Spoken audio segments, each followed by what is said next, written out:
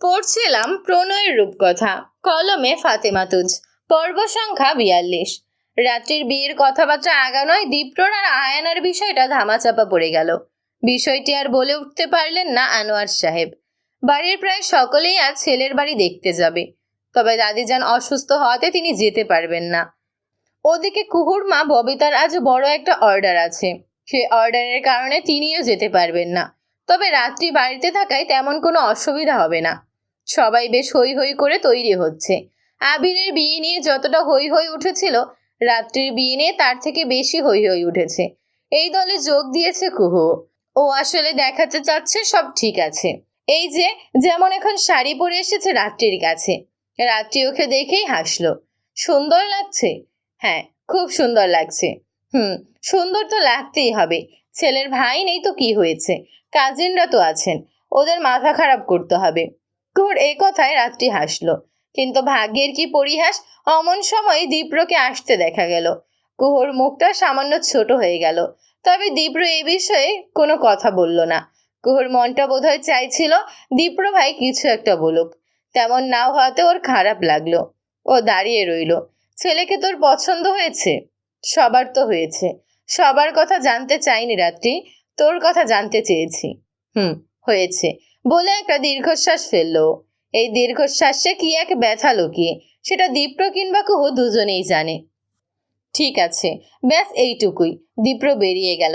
কুহু এসে রাত্রির কাছে দাঁড়ালো। আমিও যাই রাত্রি আপু, লেট হয়ে যাচ্ছে। সাবধানে যাস। কুহু বেরিয়ে গেল। রাত্রি এসে দাঁড়ালো জানালার কাছে। এই জানালা দিয়ে তাকালে সদর দরজা দিয়ে বের হওয়া সব লোককেই দেখা যায়। খানিক বাদে সবাইকে বের হতে দেখা গেল। শেষে বের হতে দেখা গেল অরণ্যকেও। রাত্রির বুকটা হু হু করে উঠল। অরণ্যর কি একটুও যন্ত্রণা হচ্ছে না? ও দিব্যি প্রাক্তনের বিয়ের আয়োজনে নেচে নেচে চলে যাচ্ছে। রাত্রি আসলেই হতাশ লাগলো। শুধু শুধু সে কষ্ট পাচ্ছিল। এদিকে অরণ্য সামান্য বুক ধরফরও হচ্ছে না। বনেদি পরিবার, বাড়িটা নতুন করে করা, সেটাও বিশাল। তারই পেছনের দিকে পুরাতন একটা বাড়ি রয়েছে। সেই বাড়িটা আভিজাত্যের প্রতীক। এই পরিবারের নাম ডাক শুনলেও কখনো এদিকে আসা হয়নি দেওয়ানদের।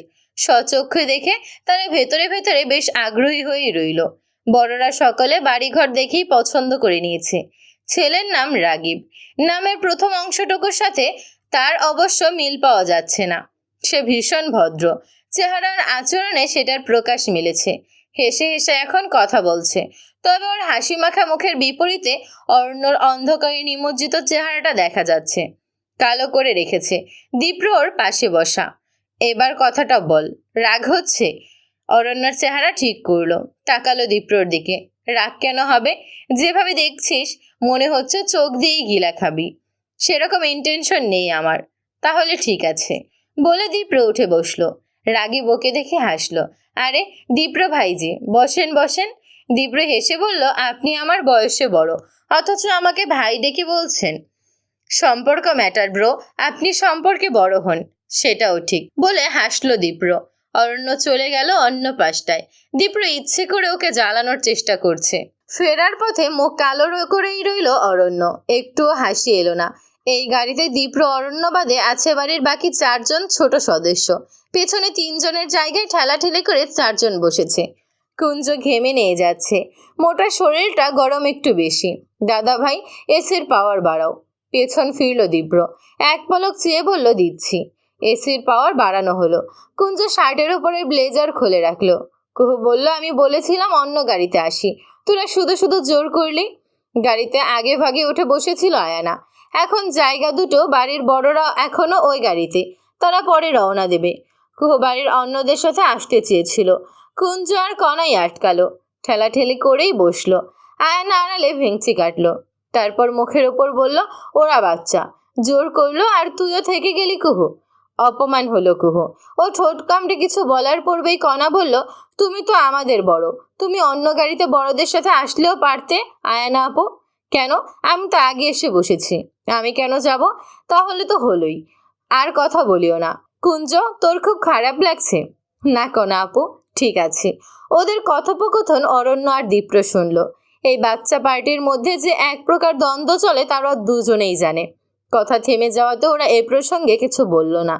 তবে দীপ্র গাড়ি থামালো। হঠাৎ থামাতে আয়না বলল, গাড়ি থামালে যে? নাম তোরা। দীপ্রর এমন ভাবে বলা কথাটা আয়না ভ্রু কুঞ্চিত হয়ে গেল। দীপ্র নামতে নামতে বলল, সামনে একটা মেলা বসেছে, ওখানে যাব, বেশ অনেকটা সময় আছে। মেলার কথা শুনে অরণ্য বলল, আমার ভালো লাগছে না, আমি মেলায় যাব না, তার থেকে বরং আমি ফিরে যাই। দীপ্র ভনিতা ছাড়াই বলল, যা। অরণ্য সবাইকে বিদায় জানিয়ে চলে গেল। দীপ্র বাচ্চা পার্টি নিয়ে মেলার দিকে এলো। এত সময় গরম লাগলেও এবার কুঞ্জর গরম লাগছে না। মেলার কথা শুনে হৈ হৈ করে উঠেছে। কুঞ্জ আসতে। আয়নার নিষেধাজ্ঞা শুনল না ও, ছুটতে লাগলো। কণা একবার পেছনে ফিরে চেয়ে কুঞ্জর পেছন পেছন ছুটলো। হাঁটতে হাঁটতে আয়না দীপ্রর কাছাকাছি আসতে চাইছিল।